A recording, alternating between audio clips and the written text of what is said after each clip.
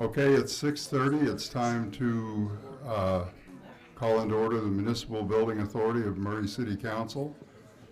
We need approval of the minutes of November 12th, 2019. I'll motion approval. I'll second. All in favor, say aye. Aye. Any opposed? I am abstaining. Yes, Since I- abstaining. Yes, since I was not. Okay, and I'll adjourn the meeting. That's all the business for that. And we'll start the council meeting. Thank you. Give me a few seconds. I just like voting. I'm very excited about it. Poor Gio's having a heart attack. What are these papers? Oh, that's fine, thank you.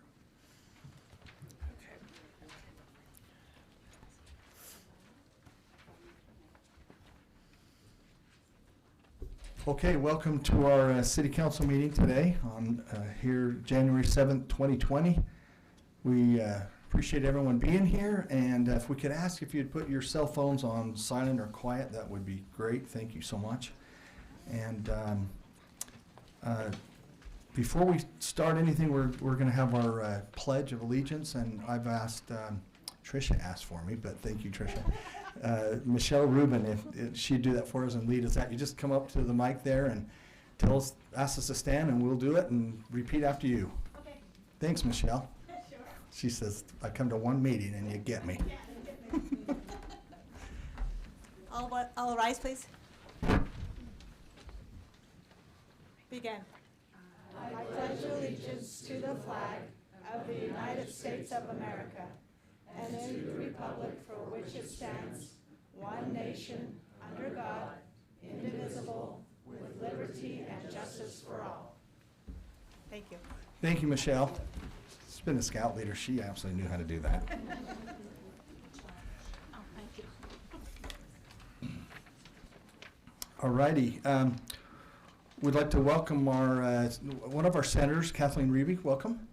Maybe we're going to hear from you. No? How do you like that? If you want me to speak. Hey. If you're going to say something about Dale, we'll let you. Look at him. He about spit out whatever he's drinking. All right. Well, welcome. We're glad to have you. And like I said, all of you here today. Thank you.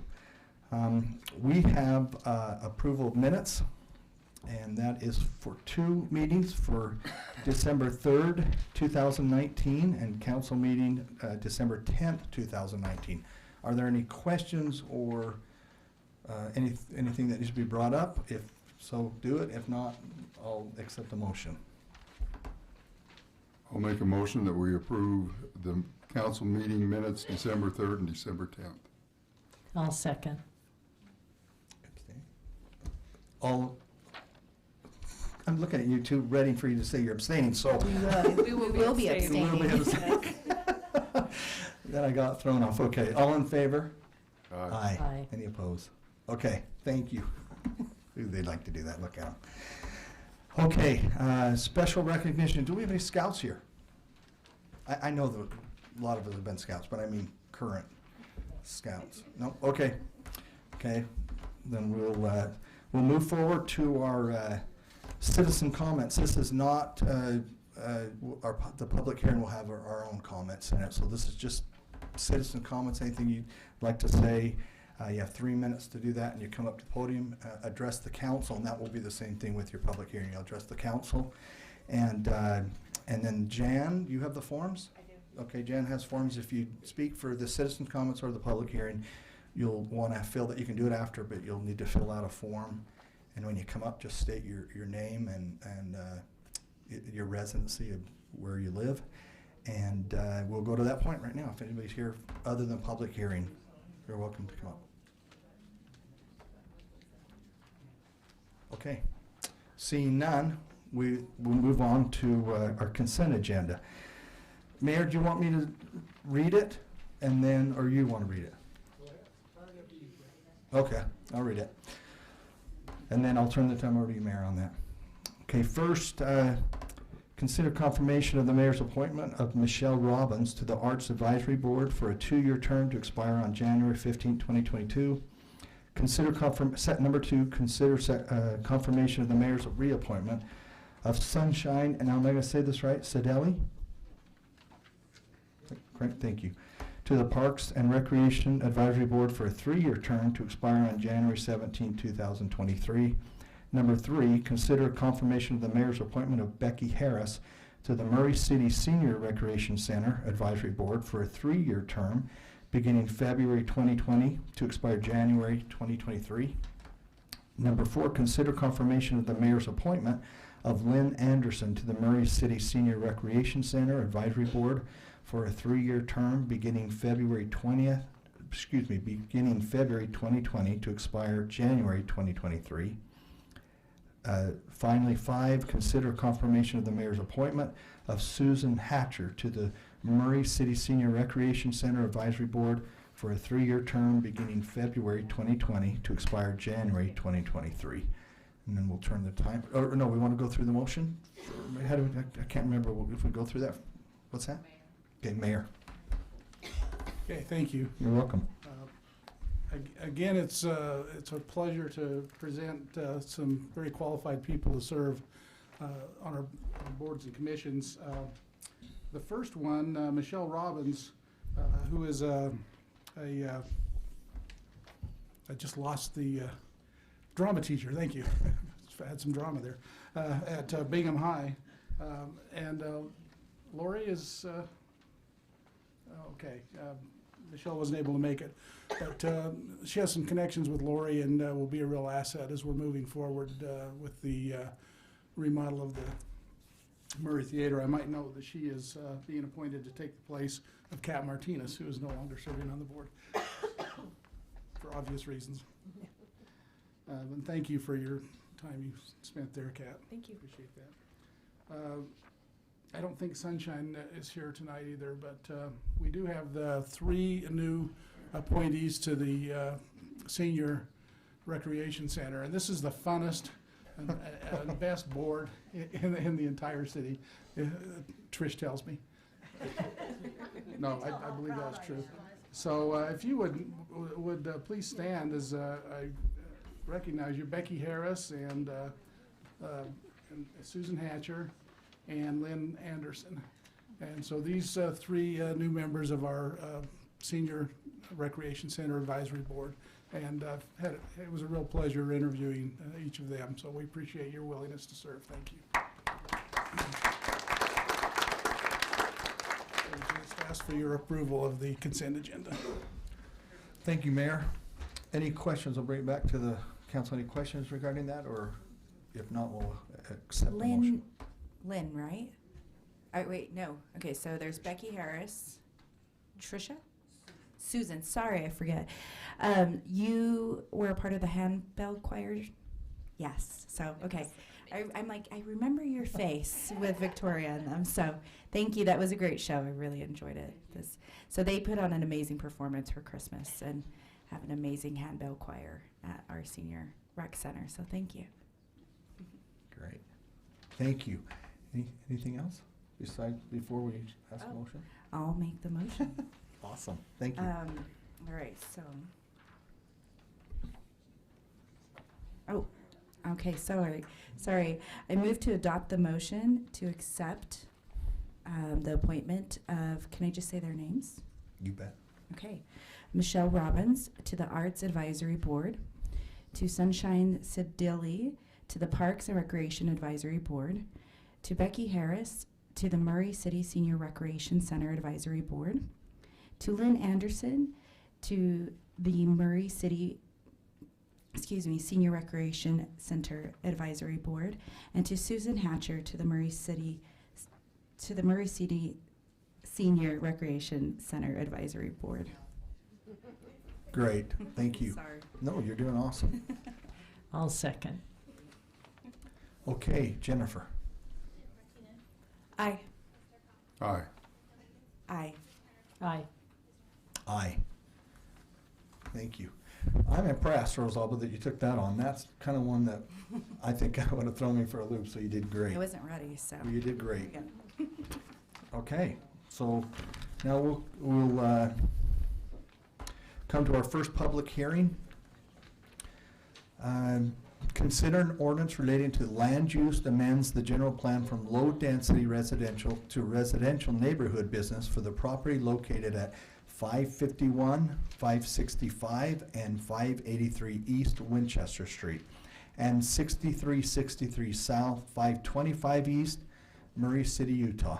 And presenting is Melinda Greenwood, and then we possibly might hear from after Melinda, our applicant, Brad Reynolds Construction. Welcome, Melinda. Thank you. Yes, as you mentioned, tonight we're here to discuss a general plan amendment that was submitted by the applicant Brad Reynolds for the property addresses at 551, 565, 583 East Winchester, and 6363 South, 525 East. The general plan addresses future land use designations. And so here is just an aerial view of the 4 properties that we're discussing. This slide shows in the yellow what the current zoning is, which is R18, or excuse me, is low density residential. And then the pink shows the residential neighborhood that we would switch the properties outlined in red to become the pink of the residential business, excuse me. So this was a process when in 2017 we updated the general plan. The direction to the consultant that was assisting us with this was to zone all of the properties along Winchester in this area to be the residential business. Because these properties are tied to the address or to the frontage of Winchester, but they're separate parcels, they were missed. So this is essentially a correction of that mistake that happened in 2017. In fact, 3 of those parcels actually share the same address as the parcels that front Winchester Street. So again, what we're discussing is the future land use designation. I'm going to go to the next slide. So we have corresponding zones for these land use designations. And in the residential business designation, we have only one zone, which would be the residential neighborhood business. In the low density residential, there's a variety of zones, and the everything from agricultural that goes in, it goes up to R210, so very low density. The next slide just shows pictures of the property as it looked back in November. So this item was heard before the Planning Commission at the November 14th meeting. There was quite a bit of public comment there, the public hearing that evening, and I would expect the same tonight. The Planning Commission did forward a positive recommendation to the City Council for approval of the general plan amendment. Staff is recommending the same. So if the applicant, if Brad Reynolds is here and wanted to say a few words, we can turn the time over to him.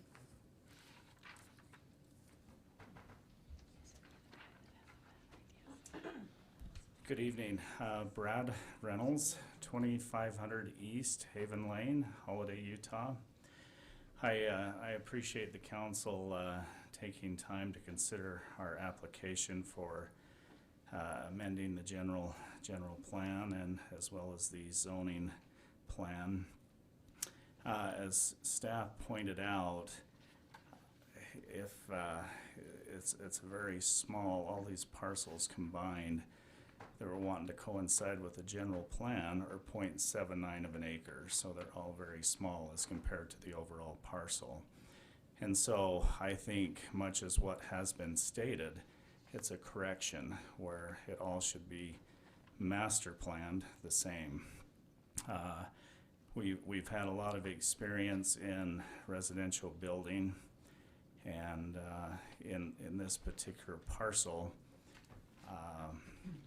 we're currently doing 3 different projects here in Murray that are all residential homes. We did the one just over here off the golf course here a couple of years ago where I know a lot of neighbors were concerned, and we came in and did some residential homes and tried to be conscious of the neighbors' concerns, and I think turned out a really nice product. And we'd certainly love residential products, residential homes, and we've been doing that for over 30 years. This particular parcel, we do not believe will be successful if it maintains its low-density residential zoning. And so we would hope that you would seriously consider amending the general plan, as we think it is a correction that it should be the RNB zone. Any questions for me? Outside of residential homes, do you do any other projects? I do. We do townhomes, we do apartments, we do lots of different things, yes. Okay, that was my only question. Yeah, currently here in Murray, the only thing we're doing is residential homes. Any other questions for our applicant? No? Okay, Okay, thank you. Okay, we'll open it for public public comment, excuse me. Same thing goes, it's 3 minutes. If you'd please state your name and your city of residence, and if you direct it to the council, we'd appreciate that. And we're not here tonight. This is a tough thing for me, maybe personally. I shouldn't speak for the other council members, but we're here to talk about the zoning and not basing our decision on, because anything can happen. You know what I mean? I've seen that happen where you talk about some project and it's not, that doesn't end up being. So it's just specifically on the zoning. So if you would stick with that, we'd appreciate it. And so same thing with form. After, you can do it after, doesn't matter. Just do it after with Jan, a form to fill out. But if you come up, you have 3 minutes and just state your name and city of residence, and we'll listen to you. Thank you so much. We'll open that up now.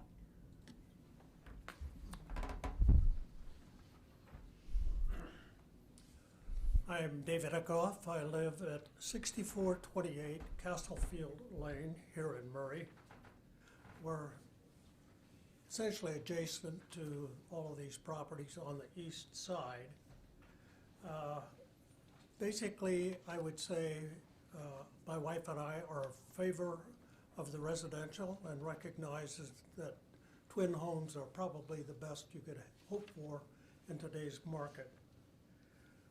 From what was presented before, it's not a zoning issue, it's more a conditional use or use approval. There was sketched out an outlet from this residential development on 525 East. And that puts it right into the residential neighborhood. We would prefer, in the long run, to see an outlet from this residential development onto Winchester itself. I think that would be more accommodating of the neighborhood. We are in favor of the zoning, but we do have concerns about the so-called business designation. And we would hope that the planning and zoning people would deal with that adequately so that it doesn't turn into a business environment. Thank you. Thank you. We appreciate that. I'll just wait for others to come up.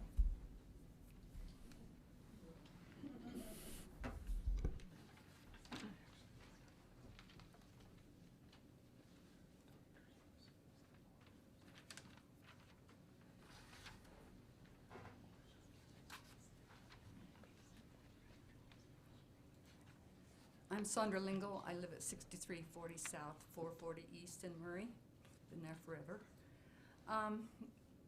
Basically, my concern is that idea of the business in a residential area. I've noticed all along 64th that we have all the other homes turned into businesses. A lot of people are concerned about their homes that are behind those businesses. What's going to happen in the next 30 years? Will that all turn into business too and eat into the residential area? Hopefully not. I'm concerned that it's not down solid, what you mean by putting business in this residential area. So that's my big concern. Another one is the entrance to this on 525. If you ever tried to get out on 64th from where I live, which is 440 East, there's not a lot of room there, and if it comes off of 525, there's gonna be a bottleneck. Them getting onto 6400 South, we need a light there or something, because it's bad enough as it is. And there's a lot of children in the neighborhood too, so, and they're always going around everywhere, especially around 525, so I think that should be a concern of where that entrance and exit is. Maybe it needs to be changed to 64th. Also, through the years, there's been digging up that property, digging up other properties, and our neighborhoods have been inundated with whatever you want to call them. Gophers, pocket gophers, moles, you name it. They have been coming into our neighborhoods for years. Every time somebody does some construction where another home was or the open property. And I've got them in my yard right now, and they have literally eaten up my backyard. Everything from bulbs to roses to my clematis to my rose of Sharon. So my concern on that part is get rid of them before you start digging up the holes and sending them into our neighborhood. I'm sure the people behind the whole property there on 64th who will back this construction are going, "Ugh," because they're easy right there, where I'm just a few streets over. But I've been inundated, my neighbors to the south and to the north of me, across the street, and they're a bugger to get rid of. So I think you need to take that in consideration for this project. So those are my concerns. Thank you. Okay, thank you.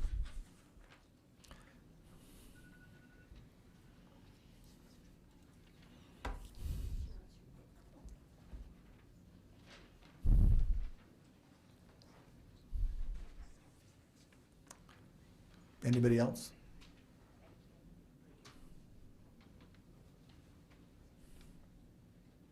Okay.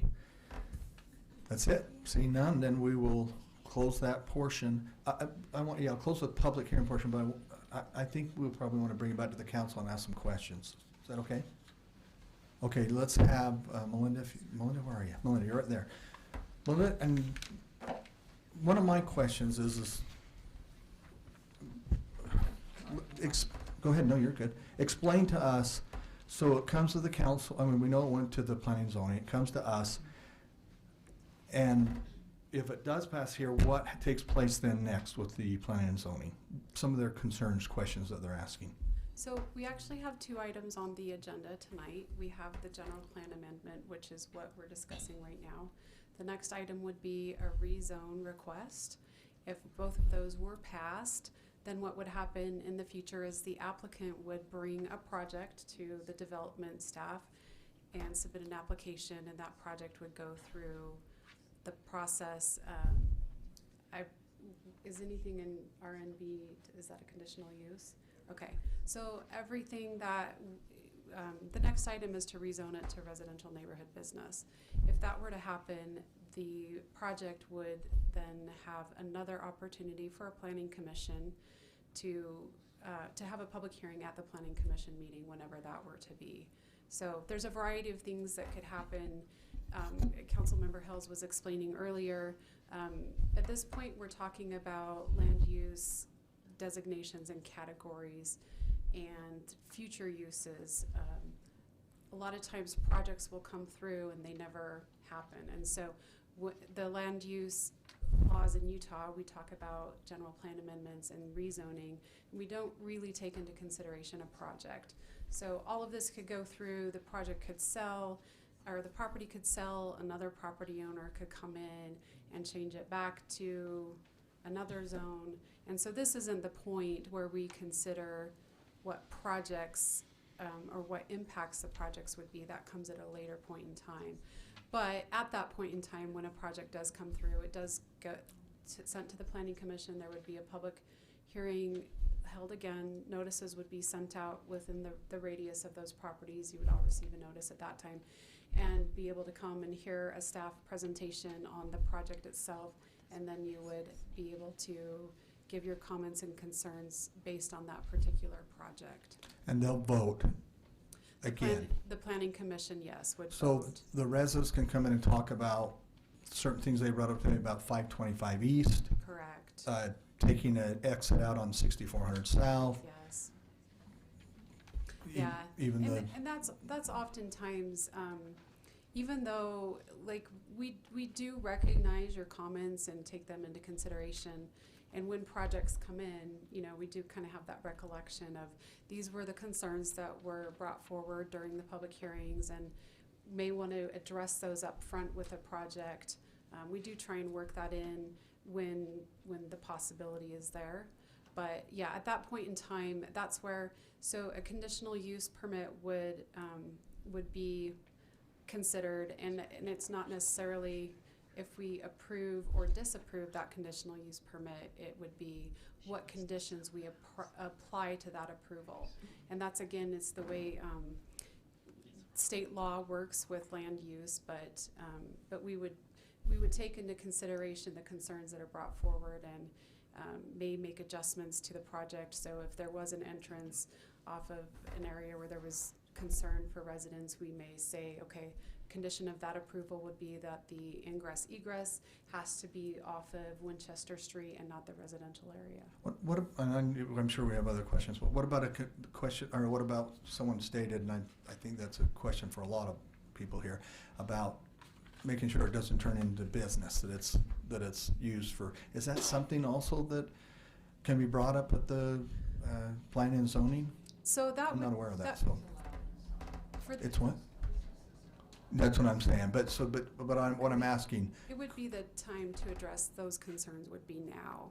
So Okay. where we take into consideration, That's right. again, that future land use, which we're looking at right now, should it's designated residential on those 4 parcels, which are landlocked, which are tied to those addresses that front Winchester. So do we change those 4 parcels to be the same designation as those that they're kind of married to? And then the next agenda item where we talk about the zone map amendment would be, we'll get into a little bit more detail as to what uses are allowed in residential neighborhood business, and the R18 that is zoned right now. Could we kind of go over some, as an example, what are some of those uses? Sure. good question. We'll move a few slides forward. So, the low density single family that it's zoned right now is R18, and those that zone allows for residential single family lots, and typically the smallest size lot you would get in that zone would be 8,000 square feet. And in the residential neighborhood business, there's permitted uses, single family dwellings that are detached, which is the same as in the residential. There's also let me just flip to my slide here.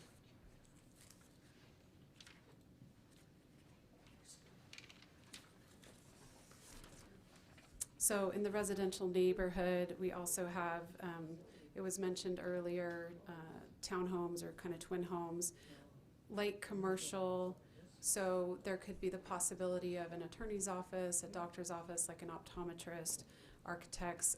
We consider these kind of light uses, light office uses that don't typically impact anything after 5 or 6 p.m. So it has less of an impact to the neighboring residential houses that are there. And then there's conditional uses that are also allowed, things like bookstores, banks, antique shops, or even like a charter school could go in. Thank you. Other questions for Melinda from the council? No. No? Dale? Yeah, Melinda, can you tell me what the area is that you will notify? Say that again, sorry. The area that you will notify of the next, Oh, it would be RDA. the same as today, right? We notify, 300, so we would take the combination of all the properties that would be impacted by the project, and we would go 300 feet out from that and do a 300-foot radius for notification. What is it for this requirement, for this meeting? 500. What's the layman question, what's the difference from going from 500 to, why 300 not staying at 500? I know that's probably in the code, but as someone like me, I'm sure this is a question they're wanting to ask. Is it Levna or is it ours? Okay, so we have it codified differently than the state does, so in the history of Murray, whenever they put that into place, they decided that a zone, a general plan amendment or a rezone should have a wider or a broader notification area of 500 feet. And my guess would be the rationale was that on like conditional use permits, the project, or the impact would be more direct and those further out would be less impacted. That would be my guess.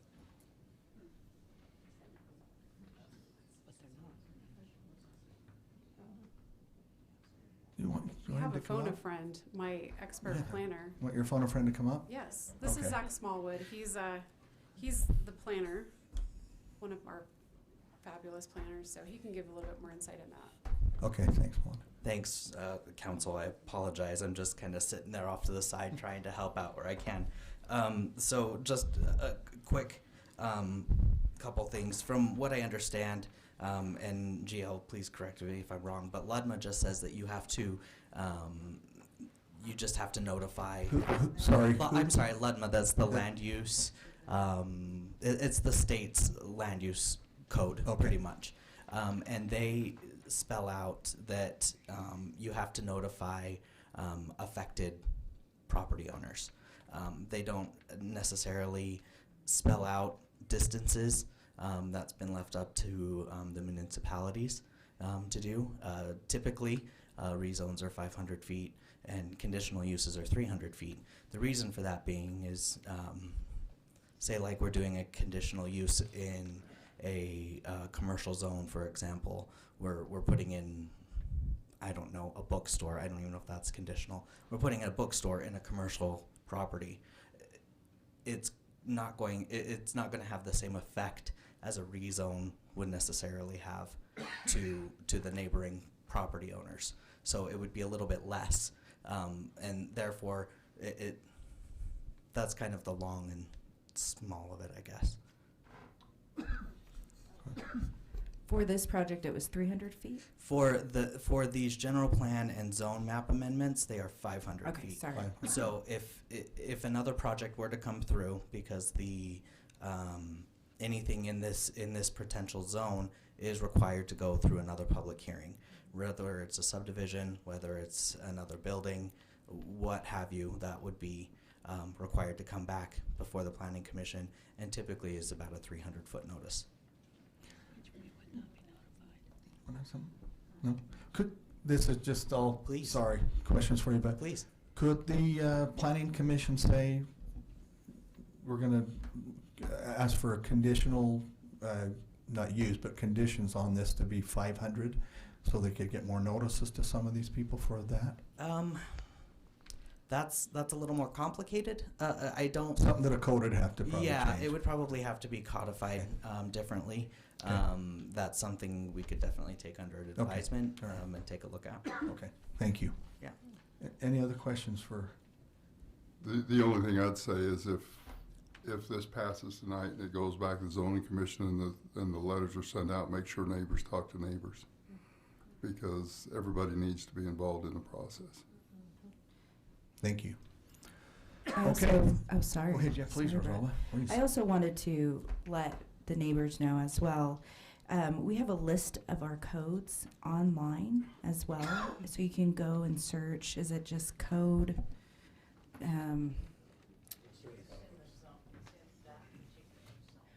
Right. Yes. Sorry. But I'm talking about the actual list of uses. It is on our website, so if you want to go ahead and take a look, there is a list on there, and it's open to the public for your information as well. Thank you. Yeah, that would be found under the city's municipal code, and chapter 17 is the land use code for the city. Okay. You good, Jill? I can tell when the attorney wants to say something. Nope, you're good, okay. All right. Thank you, Melinda. Thank you. Appreciate it. Any other questions? Any questions? Do we have the applicant? Back up. Okay.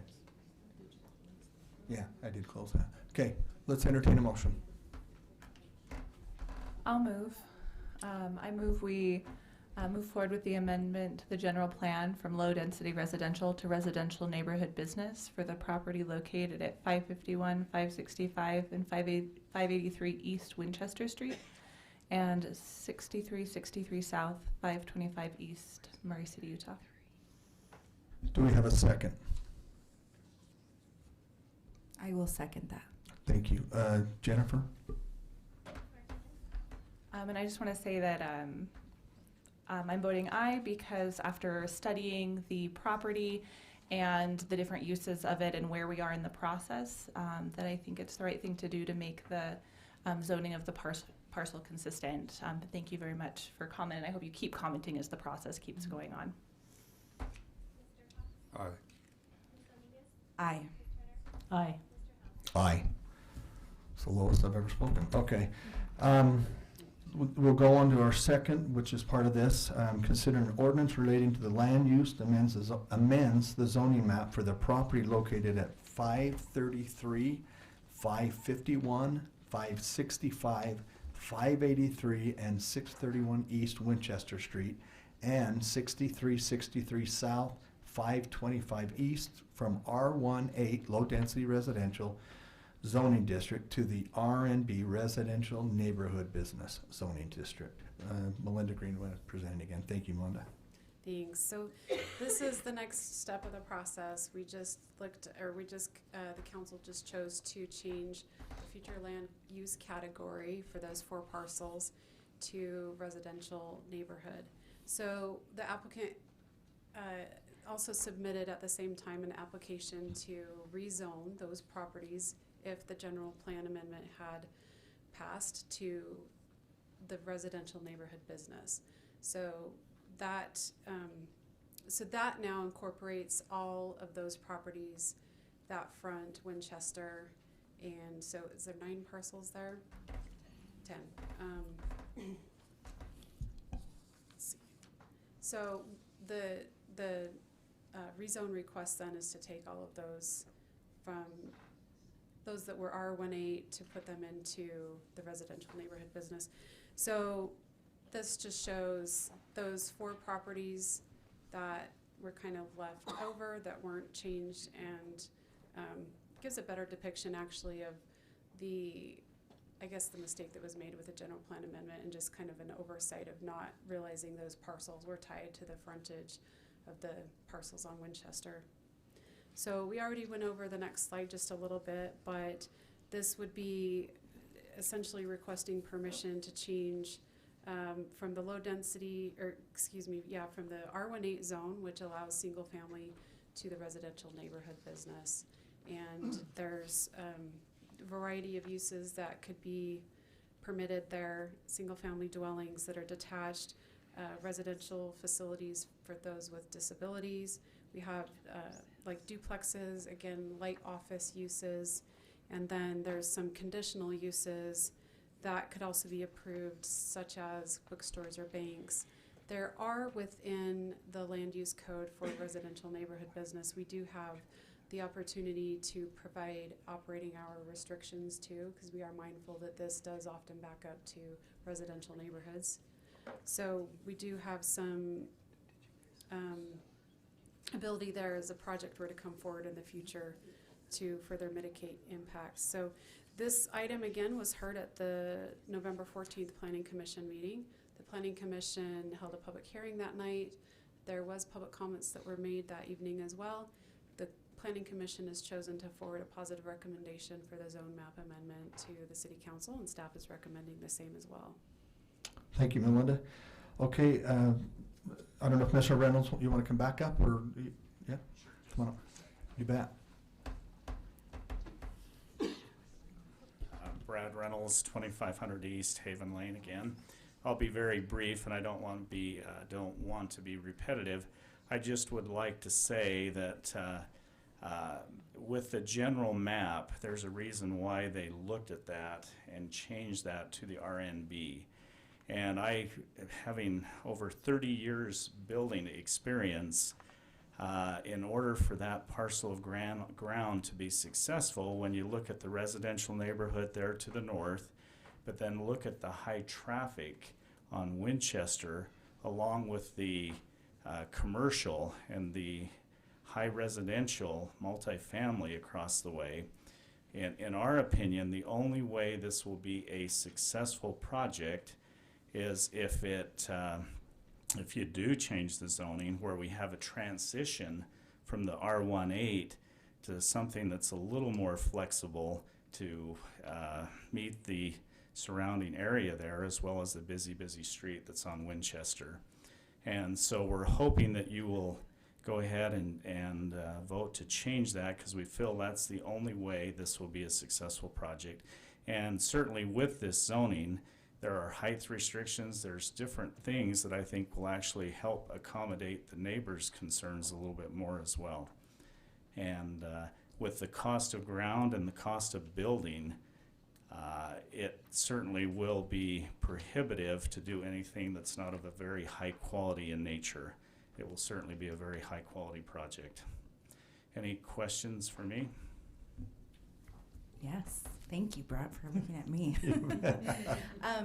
With your projects that you have done in the past, is there any traffic studies that you have done along with them? I know there's there's a lot of traffic on Winchester, and it seems like our residents have a lot of concerns about how that would have impacted them. Sure, and we're certainly conscious of that, and we would look at that as we finalize our site plan and try to figure out the traffic that's involved.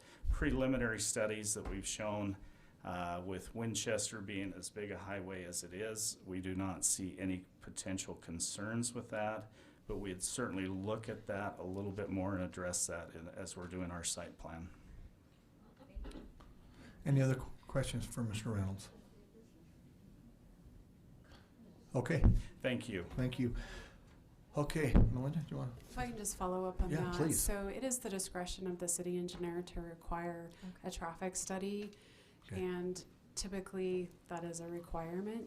That would come at a later stage when a project would come through. Okay. But that's something that really is, by That we code, do. it's the discretion of the city engineer. Thank you. Thank you. Okay, we'll do the same thing. We'll open it up for public comments. Just same thing, 3 minutes if you have a desire to come back up and state your name and city of residence and fill out a form.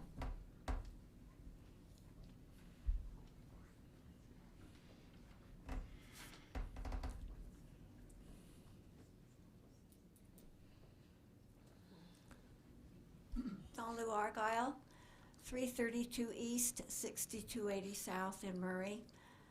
I just can't believe that you folks are thinking about putting businesses right along that residential area. What's the matter with you? We've lived in Murray, we love it, and every place you go is turning to a business. What do you want us to do? The mall's there, we put up with that. You can't, as we said, you cannot get on Winchester. We always have to go to the light. You can't ever get onto it from another residential street. Are you serious about a business? Doesn't matter what kind of a business. We want homes. We want homes so more people can move in and love this area. Thank you. Thank you.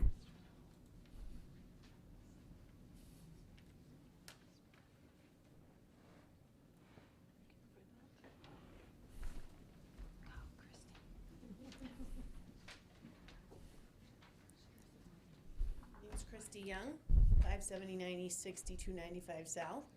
I worked in building for 20 years, and I've actually worked for competitors of Mr. Reynolds. So I understand where he's coming from, but I also have concern about the commercial. With transitioning to either townhomes or commercial, I feel like that's too broad of a scope. And I'd like to know what the total land size is and what the density of whatever he's proposing to put in there. Because going to just a blatant residential or commercial versus a residential, I feel like that's too open scope. And I understand why all these people are frustrated, because they don't understand what's gonna go behind them. They don't even have any clue right now. I know that there's been some talk about townhomes. If they had an idea of what the space is and the number of homes in the area, so that they could get a grip on, you know, hey, there's gonna be 11 homes here or 12 homes here, and there'll be 12 more cars. You know, that's scary because they don't know what to expect and what they have planned right now. So. Thank you, Christy.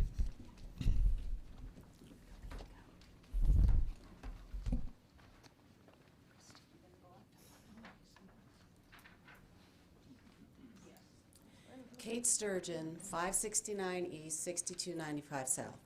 We currently have a brand new, beautiful, high, what did he call it? High value attorney's office at the corner of 725 and Winchester.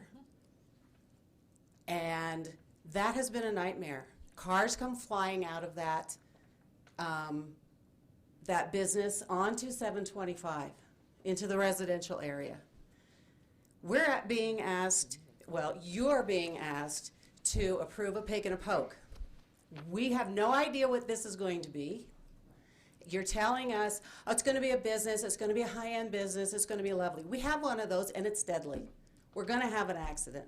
That is a really bad intersection anyway, because ask the Squires how many cars have come through their fence at that intersection. Okay, that's up the street from where you're going to do this. But this is blind, and I don't have a lot of faith in the decisions that have gone before that you all are now tasked with doing. I hope you can do it better, but I don't want to see a repeat of what has happened with this other very high-end business that you all approved and put in, and now we're living with it. Thank you. Thank you, Kate. Kate used to ask the Squires. We never had to ask her. She tells us so. But she's not. No, I know. I'm just having fun. Kate, or Pam has never been afraid to call us. Surprised. Kathleen. Kathleen Stanford. I live on Vine Street. So I'm really excited about the new city council, because I'm just hoping that we don't all vote unanimously anymore, because a unanimous council shows me that people really aren't listening to the citizens, and I would really like, you know, some more give and take and listening to the citizens.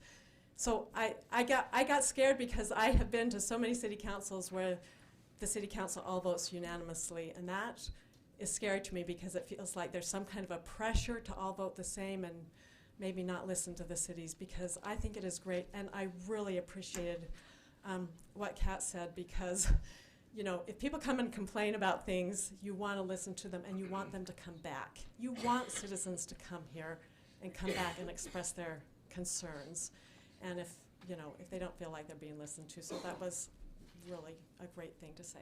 Thanks. Thank you, Kathleen. And just so you know, I've been on about 8 years, and I think there's been at least 5 or 6 times we voted. Not everyone was the same. So we've had, as of late, right? If you came to a meeting last month, you'll see that Diane didn't vote the same way we did. So I don't think we do that all the time. But okay, so we'll continue. Anybody else want to come up?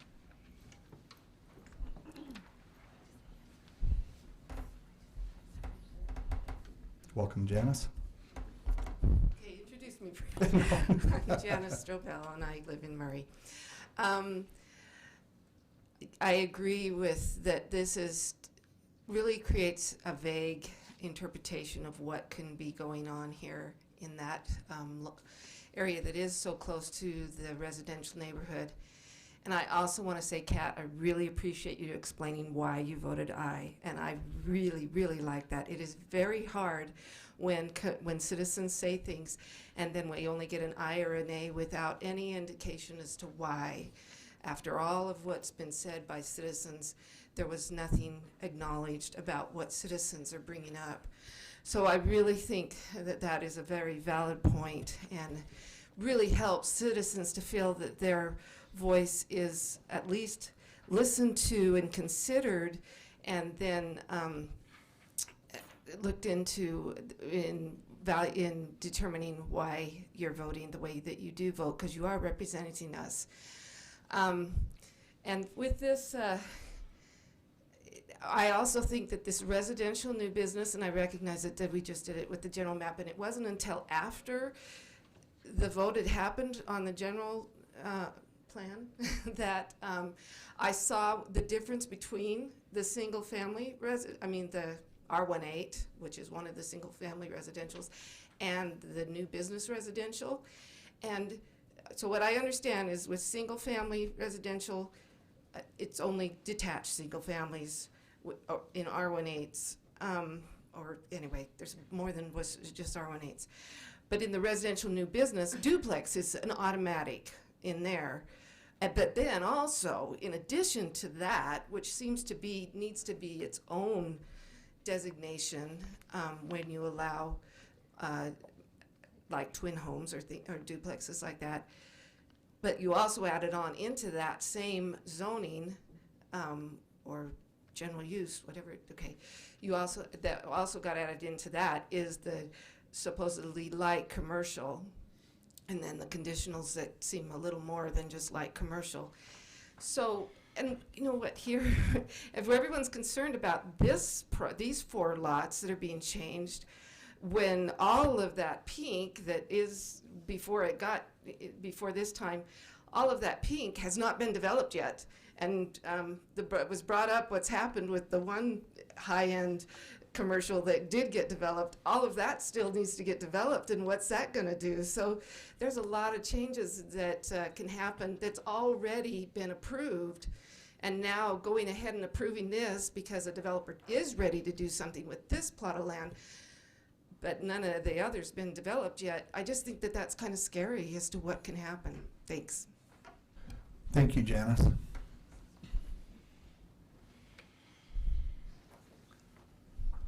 Come on. You come on. No. Okay. Anybody? Oh. Whoa. Well, look at this. Doesn't he work for the city? Welcome, Doug. Am I allowed to? You certainly are. Just a little history. Doug Hill. I'm the Chief Administrative Officer for the city. I've worked for the city now for almost 30 years. And I'd like to just give a little history on this, not necessarily to persuade you as a council to vote one way or another. But I think it's important, especially for our new council members, to understand how we came about with a RMB zone, a residential neighborhood business zone. So if you go back 15 years or so ago, we had a real problem in the city with properties along 900 East and Winchester. And it's because they were all zoned residential at the time.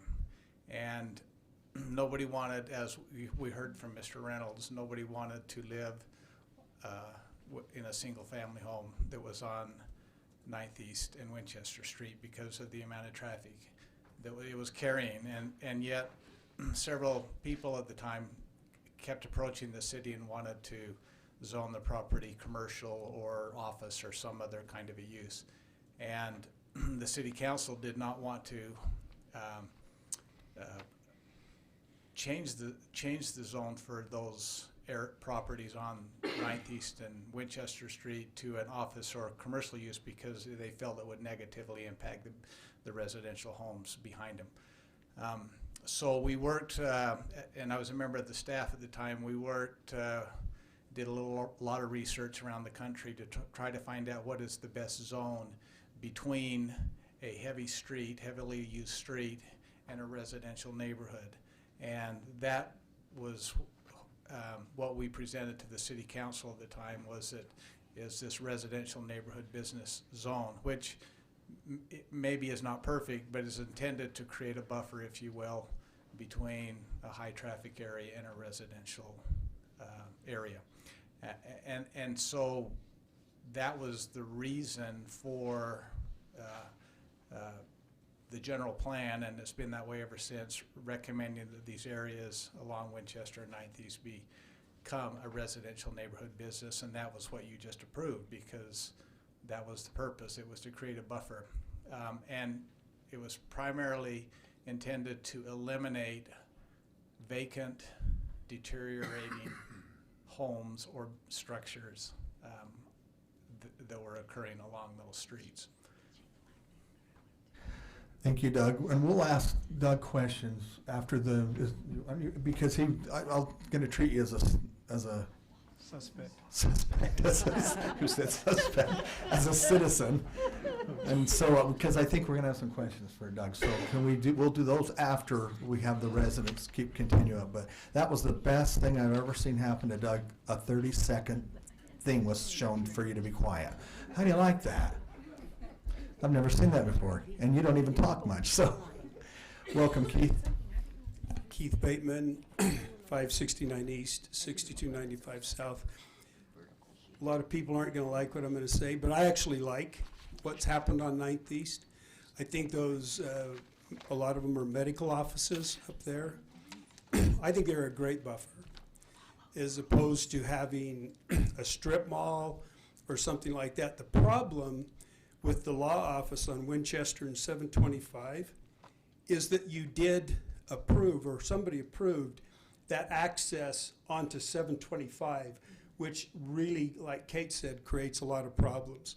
And hopefully with this project on Winchester, and I noticed that I'm guessing the people that owned that property bought that last little house there so they could do what they just did to create a bigger piece of property there, and also to give them access to that 525 East. And I think it would be a huge mistake to ever approve whatever is built there, whether it's commercial, residential, or whatever, to allow access or egress from that property onto that neighborhood street there. I think the access, the egress has to be onto Winchester, which means they're probably going to have to build some kind of a recessed turn lanes and things like that to accomplish that. But I like the medical offices. I think they're great.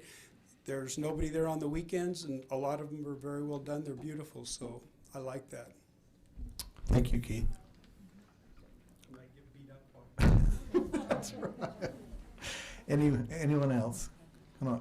Welcome, Dwight.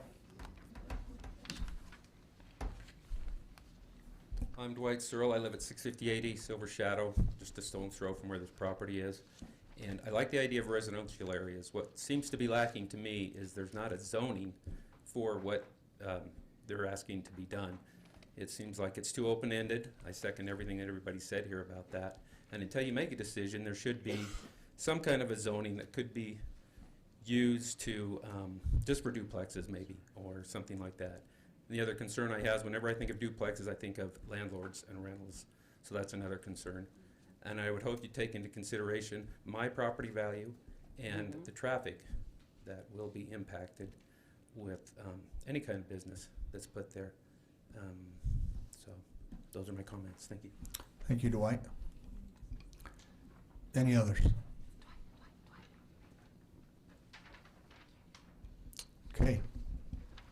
No others? Okay, we'll close that part of the public hearing. And then we'll bring it back. Melinda, go ahead. If there's anything that the council would like us to follow up on from the public comments. Rosalba, you had something for Doug, I think, or for Melinda? Either one. How long has this property been vacant? I remember seeing a few houses there, but it was years ago. Long time? They've been vacant? Oh, gosh, probably about 10, 12 years? Because there was one house there. Yeah. Yeah, that's right. Yeah, but then they were. That was, yeah. Yeah, okay. That's what I remember. And lastly, I do want to say, before we continue on, you know, as a council, we do receive quite a bit of information. We receive your public comments that you have given prior to coming here with the Planning Commission. And we take everything into consideration, and we also understand that it is very broad in terms of the classification that could be used in this specific zone. And, you know, and that's why I say, please go online, look it up, and get some more information. I'm sure Brent would love to talk to you a little bit more about exactly what can or can't go in. And you know, we live in these neighborhoods as well, so we really take in consideration what is coming forth before us and how we do vote. And your voice is very valid to us. Thank you. Also, to make sure that you go to the planning and zoning meetings when we're in that part of the process, and that can be really helpful, and your voice is heard. So, anyway, thanks. Anybody else? I don't know when the planning and zoning meetings are. Yeah, I'll tell you what, if you will talk to Jan after and get her on a list, you're gonna get notification anyway, but she'll make sure by you coming in. Let me ask a question that Dwight and I think others kind of said it also. When they decided, and Doug might have to answer this because Doug was involved. Doug, come up. All I says, but it's about the question about R&B and mixing it. Yeah, I know you talked about it, but I'm not sure if you said this. It went over my head. But you mix in R&B. You got residential, neighborhood, business. So obviously the concern is, and because, you know, like I said, we're talking about rezoning, but it plays in our head a little bit about what they're saying about buildings and instead of just residential. Was there ever anything talked about of separating those and having something for residential, and yeah, different classifications, like splitting that up? Was that not a possibility, and why, if it's not a possibility? Well, I think we looked at a lot of different alternatives, and cities across the United States treat these kind of delicate areas, if you will, or controversial areas differently. Like I say, the RMB, the language in the RMB zone may not be perfect in every situation, and that may not be perfect in this situation, right? It's a deep property, whereas most other places where we've had RMB zones are not as deep as this particular property. Usually you can only maybe put one building or something on the street. But I think to your question is did we study other solutions? And the answer is yes. I think we looked at as many alternatives. Again, this is 15 years ago. It was the best solution I think that we found at the time, and that the city council felt comfortable with at the time as well. The alternative is that, so I think this is the reality of it, is if you don't change the zone and you leave it as R18, as it is right now, there is a risk, and I think it's a real risk as represented by Mr. Reynolds, that this property will never develop because people don't want to build a single family home on Winchester Street. That would be the risk. Now, I could be wrong. Somebody may want to, it may become such in the future that housing becomes so valuable that people will want to live anywhere. I've seen residential homes against the tracks lines and next to the freeways, and it may be that people would live on Winchester Street. I don't know, but that has been the problem in the past, is that we've experienced is that people don't want to do that. And so it may be that if you don't change the zone, that this property could stay vacant, which maybe that would be what the residents would want, would rather live next to a vacant property rather than having a business located next to them. Okay, thank you, Doug. Any other questions for Doug or Melinda? And I'm going to invite Mr. Reynolds to come up one more time, but. I did just want to let the audience know, if you want to know the specifics about the residential neighborhood business zoning, it's the municipal code, which you can find through our website, and it's chapter 17, section 140. that'll give you all the specifics of exactly what uses are allowed. And what was that? Oh, yeah, you always can call us. Great. Thank you, Melinda. Any other questions from Melinda right now? Come on up, Mr. Reynolds. I'll let you one more time just address concerns maybe that they have. A couple of things. I know one of the last neighbor comments was, well, if they did do twin homes, are they going to be rental units? And we'd have to deal with some of those issues. Let me just assure from all of the neighbors here, from a developer standpoint, there's no way you could get the economics to work renting out townhomes with the cost of that ground and the cost of what it takes to build units. There's no way that financially it would work to have rental units in that area with just a duplex. They'd have to be high multifamily to get the numbers to work. So no developer, I think, could ever do that and make it work. We for sure couldn't do it. Nor is that our plan at all to come in there and do duplex rental units. And the one thing is, if you did twin homes, you have basically your setbacks are the same as an R110 zone. So you got to go either 8 and 12 for side yards. You got to keep your minimum 25 feet front and back. So there's a lot of limitations that really protect the neighbors in that zone. Thank you. Other questions for Mr. Reynolds? Okay, thank you. Okay, we'll bring it back to the council, and before we do a motion, let's see if any discussions. I'd just like to talk to the neighbors here. This is just about zoning, and there's certain things we can do and can't do in this particular meeting, but if it passes, there's going to be other opportunities. We don't know what the plot map is. We can't do anything like that until the zones are worked for the particular area. So I know it's frustrating for you not knowing what'll go there. It's frustrating for us too. But there will be other opportunities, and that's what I said earlier. Make sure if you get a notification, talk to your neighbors. Make sure your neighbors know, because in the couple of years I've been here, there's been a lot of times that people come to the council meeting and they're upset because they didn't get notification and they were outside the zone that we notify for. And I've always said, make sure people know, talk to your neighbors, make sure people know about the planning and zoning, because that's where this all takes place. And then it comes to us. So as far as knowing what'll go there, there's certain limitations that we all know can't go there, but none of us know what will go there yet. And that'll be the next step. And that'll be the opportunity for you to go to planning and zoning and your neighbors to go to planning and zoning. And like Rosabella said, we get all the notes and we get all the comments from planning and zoning. So we have an idea of how you feel about that as well before we take it on in the next step. Any other statements? Mayor, please.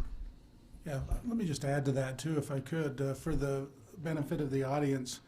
You can go onto the Murray website and sign up for notifications of all the planning commission meetings, and you'll get an email when the agenda comes out. So you'll know ahead of time by email. It's very easy to do. And our staff or the CED staff are happy to help someone if they're having a hard time finding that. Thank you. Okay, any other questions? If not, we'll. Are you ready for a motion? Yeah. Okay. I will move to adopt the ordinance relating to land use. It amends the zoning map for the property located at 533, 551, 565, 583, and 631 East Winchester Street, and 6363 South 525 East from R18, which is low density residential zoning district, to RN8, which is residential neighborhood business zoning district. Councilmember Turner, you have in front of you the monitor. There's a 593 there as well. Oh. Okay, then 593. All right, that's my motion. Do you have a second? I'll second. Jennifer? Before my vote, I just want to say again, thank you for your comments, and I hope that doesn't sound performative after hearing it. It's appreciated. I really mean it sincerely. When I walked around meeting residents, knocking on doors, I heard a lot, we need more housing, we need more housing. And I want to live in Murray, but I can't move out of my mom's basement and live in Murray because there's no housing. And so I really think, and I also live in a buffer area in my neighborhood, so I feel like I understand a little bit about that. But because we do have a housing shortage, and I think the buffer is important with the parcel consistency, my vote is aye. Aye. Aye. Aye. Aye. Okay, thank you. Next on the agenda is consider an ordinance vacating a right-of-way located at approximately 4850 South Box Elder Street, Murray City, Salt Lake County, State of Utah. Danny Astle presenting.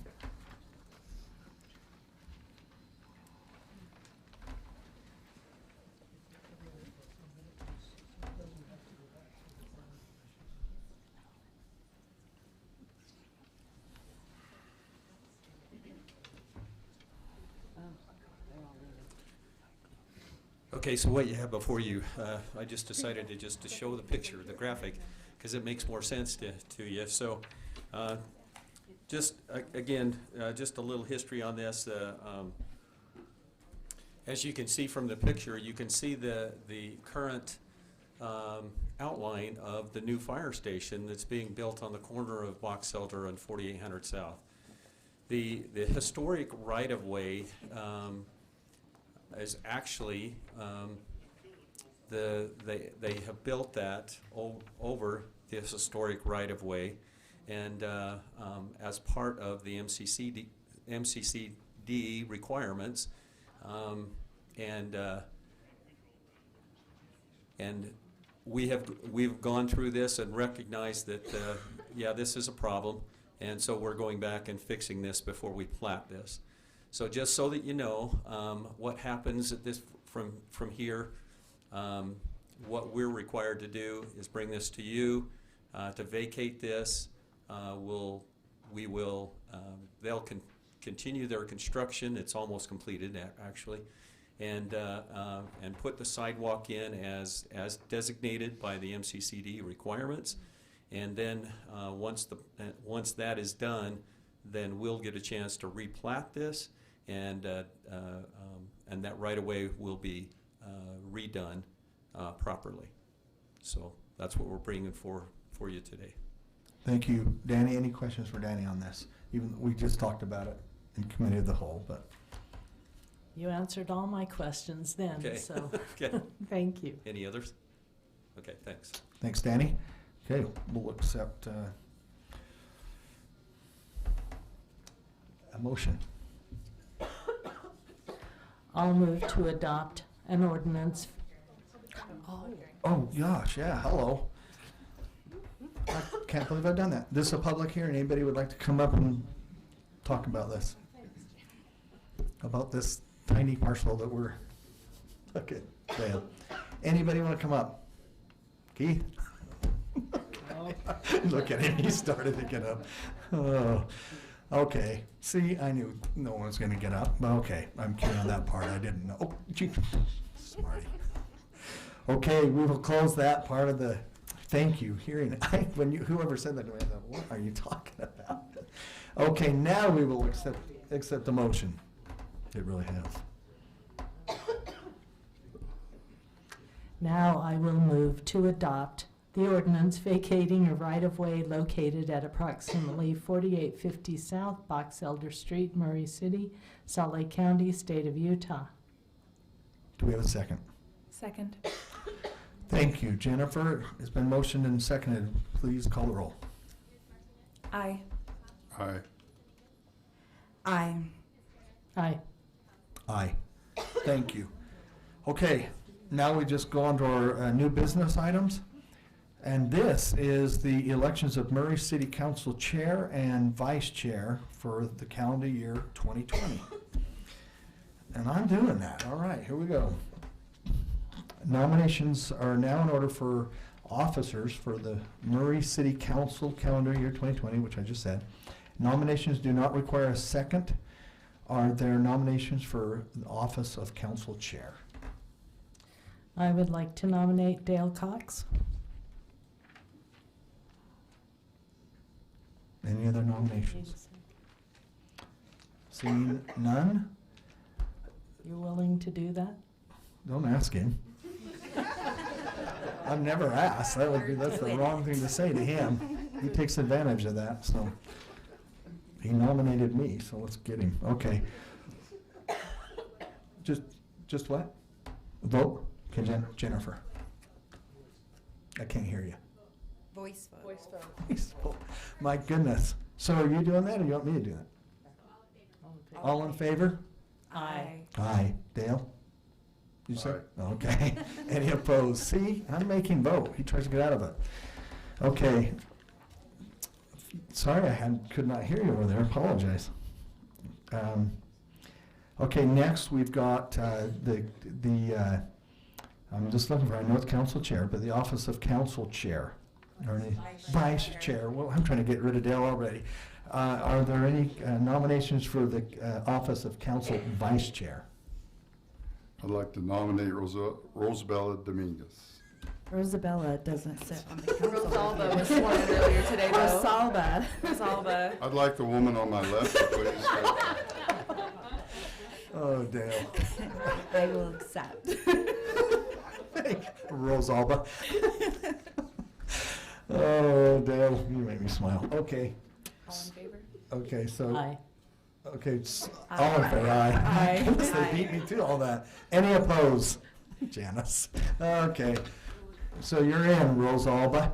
I almost said Rosabella. You've got to quit calling her Rosabella or you're going to get me. Okay. Practice makes perfect. We'll get it down. That's right. Like 2 years.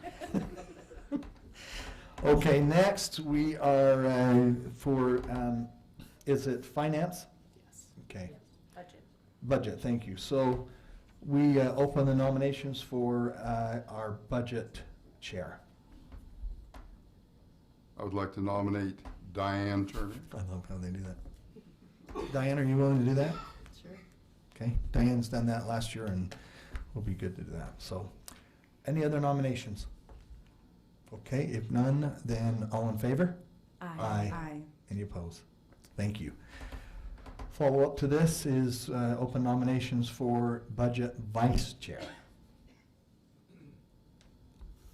I would like to nominate Kat. And I just forgot your last name. Martinez.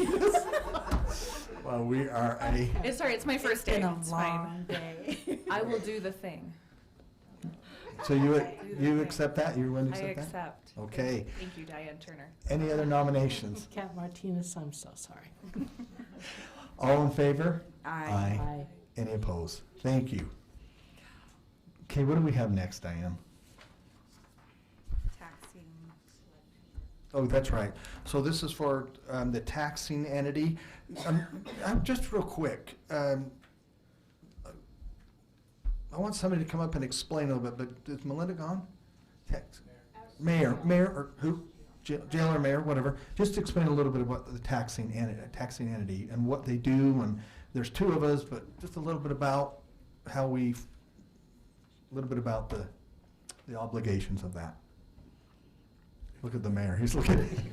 We all know I was on it. It's a pretty important position because you make decisions for the city with other entities like the state of Utah, the county, the school district. When the RDA proposes a new, when the redevelopment agency proposes a new RDA area, then the tech or the taxing entity committee has to meet, and this would be representatives from the city, the school district, the mosquito abatement district, the county, all the taxing entities have to meet to agree on to vote to approve an RDA. So this is to be the city's representative or the RDA's representative on that Okay. taxing entity committee. Okay. Thank you, Mayor. Thank you. So it's involved with the RDA. Okay. And if there's not a new RDA, the tech Stays the will same. never meet. Right, right. Okay. Anybody? Do you want to leave with the RDA? Go ahead, Dale. What are you going to say? Are you open for a motion or I a am. nomination? Yes, I sir. nominate Brett Hales. He's doing that because I'm on the RDA, so I'll accept. All in favor? Aye. Or were there any other nominations? I rushed that through. I want to back that up. Go ahead. GL, look at GL. This is- I know this I'm gonna, This needs to be done by resolution. okay. So as you walk through this and you get your 2 nominations, you'll want to approve the resolution. Okay. And ask Gotcha. staff to include the names of those in the resolution. Okay. when we finalize that. I'll accept that being, and mainly because I'm on the RDA, so, okay.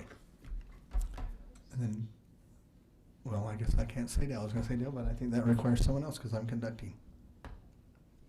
Is that correct? Well, someone else can do that. Oh, to nominate. I will nominate Dale. And I Look at forgot your last name. Oh, you did She's not. trying to make me feel better. It's nice. She's teasing. I'm kidding. She's trying to make Dale me feel Cox. better. Yeah, I'm going, Diane, you did not. Okay, Dale, do you accept that? I do. Okay, so we have myself and Dale Cox as part of the taxing committee, or entity, entity committee.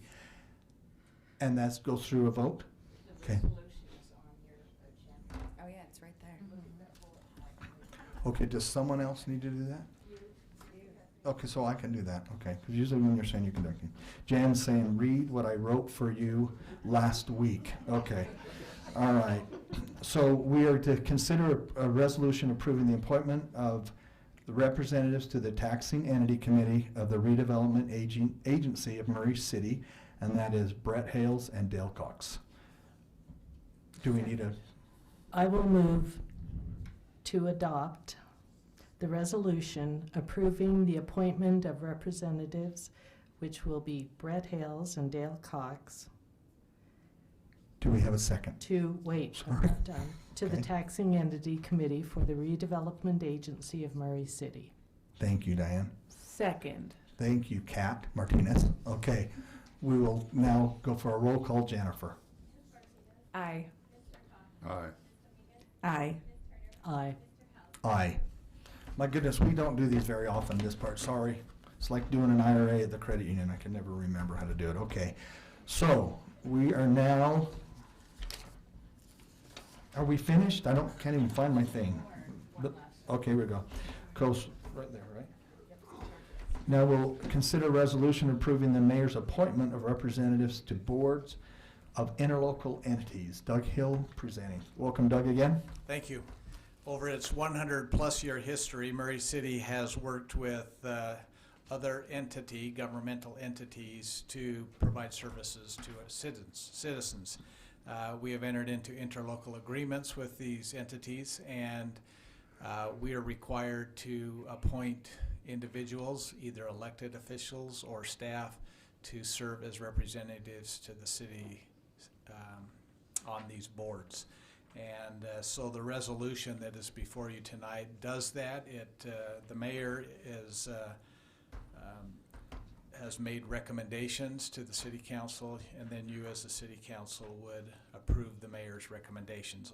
I won't go through and list all of the names of the individuals. You've got that list in front of you, and we reviewed it earlier. But I think it might be important just to go through those entities for the record as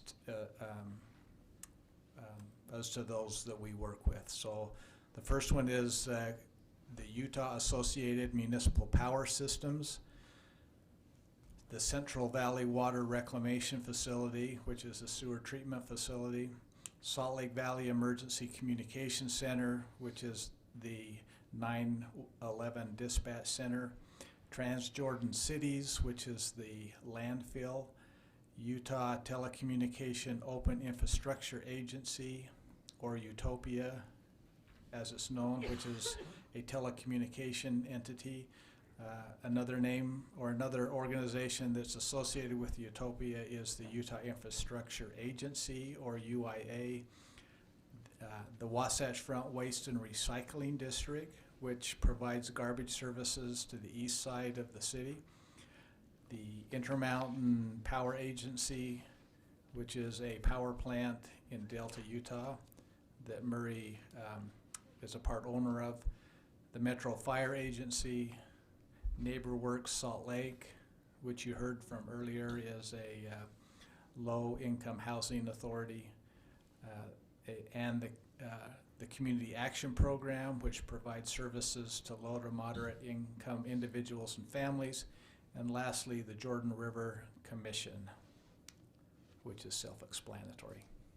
Okay. Thank you, Doug. Any questions for Doug?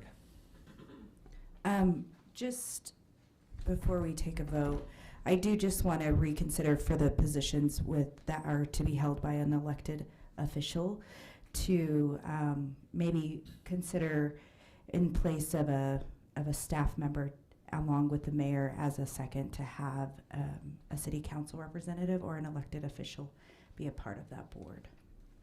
That is my comment to that. Okay. Okay, so if that were to take place, then we'd need to. We would, I guess we can hold the vote on those two positions, which would be the Central Valley Water Reclamation and the Jordan River Commission. Remind me who, I know we talked about it, but remind me, Doug, who are the two people that are the mayor, remind us who represents those. For Central Valley, the mayor is recommending that he serve as the city representative and that Danny Astle, our Public Works Director, as the alternate representative. And for the Jordan River Commission, the mayor would serve as the city representative on the Jordan River Commission, and Kim Sorensen is the alternate. And I know the mayor brought up that go ahead, Mayor, if you want to talk about that at all, but I know you talked about expertise or something, but. Yeah, I would ask that you consider approving the nominations that we've submitted.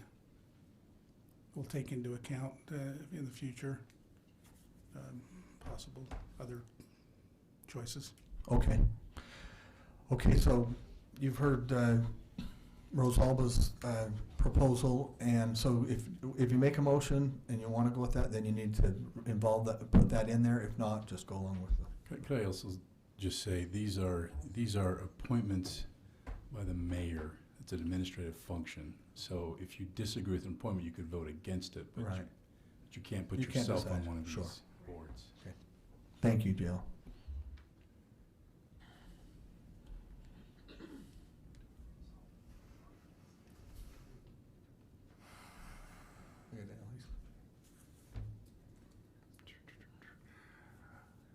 I'll make a motion that we approve the resolution approving the mayor's appointment to representatives to boards and interlocal entities. Do we have I'll go ahead, second. sorry. Okay, we have a motion and a second. Jennifer, roll call. Aye. Aye. Aye.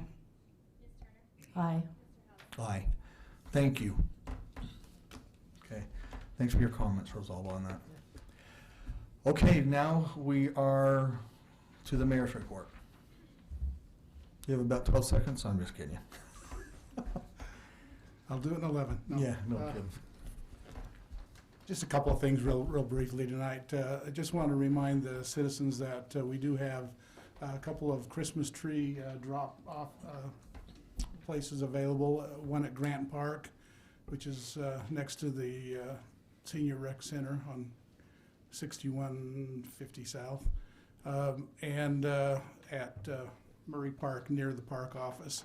Now, for those that are in the Wasatch Front area, I believe they're doing curbside pickup as long as the tree is clean of any tinsel or anything like that, that they'll pick them up from the curbside if you put them out the day after trash day. So, so just wanted to make them aware of that. Also, you received information in your council communications that our bond rating had been delayed till the 7th, which is today. And we received a notification today that they're still working on it. It'll probably be a day or two before it will be public. So we'll let you know as soon as we know what the bond rating for City Hall is. So just wanted to let you know that the 7th will come and go, but we are expecting that soon. And then just finally, I know that we've said a lot of congratulations today to Brad. I can tell you're new, but these two have done a great job tonight. Just welcome to the council. Welcome to this great opportunity for service. So I appreciate your willingness to serve. With that, I'll take any questions. The tree service, how long? Oh, until thank you. it ends? Through January. Through January. Yeah. So I could leave my tree out day after. Get it. Day after. No. Oh, sorry. You'll have to take yours to the park. Okay, no, I wasn't sure. I'm like, that's why I'm asking. Okay, yeah, Yours up we to usually take Diane's. ours to the park. I'll take it If you live to east of- Dan east of- Cox's house. Dan Cox, yeah. All right, Denny. If you live east of 9th East in the Wasatch Front Collection area, then you can put it on the curb. Okay. Thank you. Mayor, this is probably, you're probably not going to guess this, but I'm still going to ask it. You think there's any reason that we won't be an A+ bond? I know you don't know. I'm just, I just, yeah, okay. I can't answer that. I just, yeah, just curious to know why they're taking us. It's interesting, because I kind of thought we were under an A+ bond, huh? But anyway, okay, well, we'll wait and see. We'll let you know. Yeah, we'll find out in 2, 3, 4, 5 days, whatever. Okay, thanks, Mayor. Any other questions for the mayor? Okay, thank you. Thank you, everyone that's attended today, and this meeting is adjourned.